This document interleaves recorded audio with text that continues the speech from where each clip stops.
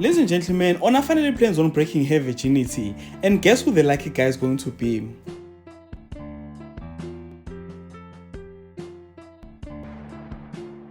People who follow this channel will know that I was not happy with House of Zwide in the past few weeks, but it looks like things are gradually starting to get interesting, more especially after Kopano left.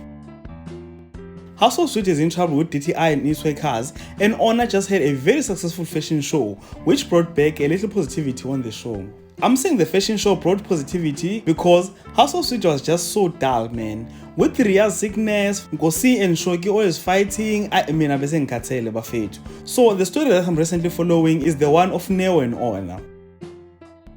After the fashion show, when Neo was taking Honor home, Honor wanted to give EKK to Neo so bad that she was planning on doing it in Neo's car.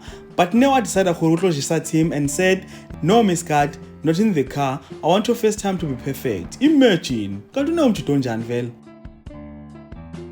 You know, what Neo did made me realize that he is not the right person for the job. Deep down, now I don't want to change him about giving EKK like to Neo and give it to Soga instead. Even after all this time, I still believe that Honor's cake belongs to Soga and not the other way around.